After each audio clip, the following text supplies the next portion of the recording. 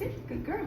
Hi guys, I'm here with Willow and I wanted to go over the marker system. So, with our markers, we're marking the behavior, right? So the timing is very key. First, I'm gonna describe the reward marker. For Willow's reward marker, it is YES.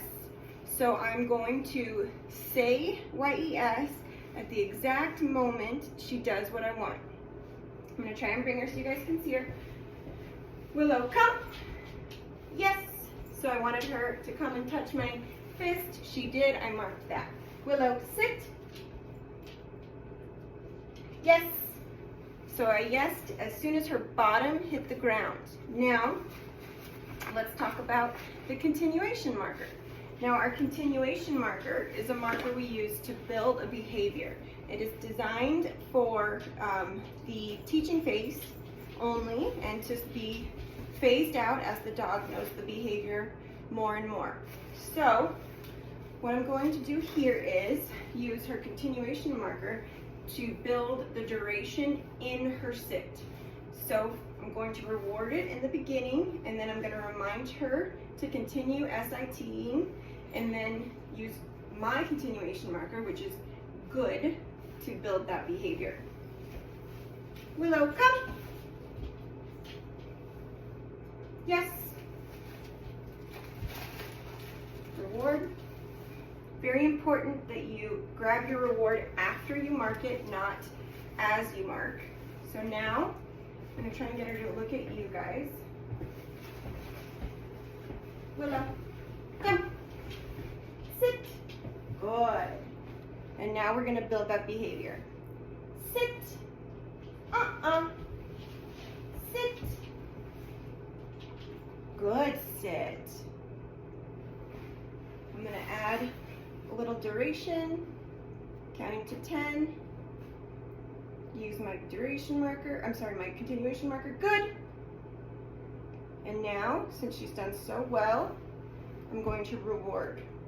Yes, good girl. And now I'm going to release her when she's done chewing. Willow, free, good girl, Willow, good girl.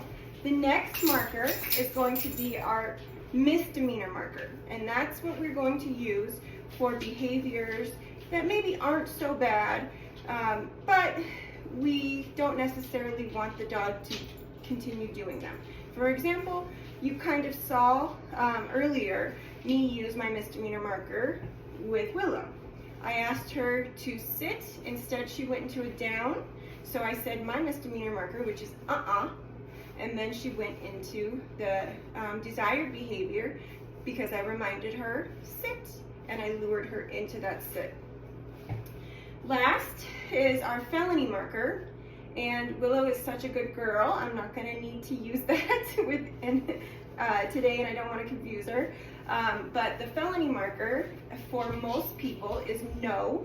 I'm a big fan of changing that to wrong, or maybe a different word, a different language, because typically with my clients they've already used NO so many times incorrectly that we need a new word to introduce to the dog so that we have power and that we back up our misdemeanor marker with some sort of correction device, which we can get into one-on-one, usually water, sometimes pet corrector, which is compressed air, and e-collar, something like that. But for now, just know that your felony marker needs to be a word that has power in your dog's mind, and that for the teaching phase, you always follow up with some sort of corrective device. Otherwise, the felony word loses its power and means nothing to the dog. So that concludes our little lesson on markers, and we can go into further detail in person.